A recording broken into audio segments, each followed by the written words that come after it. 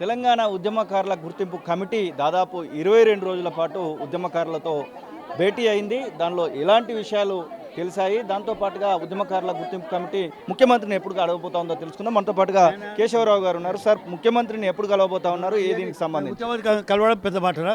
మొదలు నాకు nothing do ఉద్యమకారులకు కలవడం మొదలు వాళ్ళని అర్థం చేసుకోవడం అర్థం, వాళ్ళ హృదయాల్లో ఉన్న మాటలు తెలుసుకోవాలా, వాళ్ళ ఆవేదన తెలుసుకోవాలా, అది నాకు ముఖ్యం.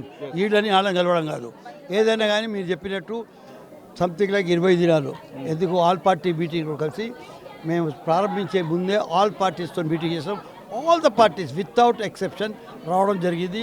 వాళ్ళు సజెషన్ చేసి మాతోనే కాదు సార్, మీరు కొంచెం ఉద్యమకారులతో కూడా అంటే సంఘాలు, స్టూడెంట్సు, అడ్వకేట్సు, అర్చకులు, రైటర్సు, ధూమ్ధామ్ చేస్తాం వీళ్ళు, దెన్ జేఏసీ, ఎమ్మెల్యేసు, వీళ్ళందరి కలవని ఒక లిస్ట్ ఇచ్చారు. వాళ్ళని పెట్టుకొని మేము లాస్ట్ 16 days నుంచి కలిసాము.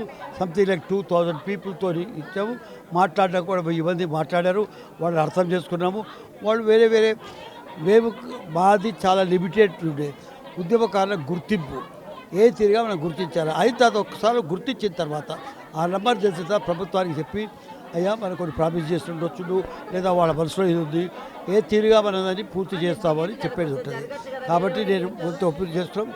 ఈ ఒపీనియన్ తీసుకున్న తర్వాత ఒక 3-4 daysలో మళ్ళీ కమిటీ కూర్చొని దాన్ని క్రోడీకరించి మొత్తం ఏం డిమాండ్స్ వచ్చినాయి ఆ డిమాండ్స్ పెట్టుకొని ప్రభుత్వాన్ని మీరన్నప్పుడు అప్పుడు చీఫ్ మినిస్టర్ కలిసి ఒత్తిడి చేస్తాం.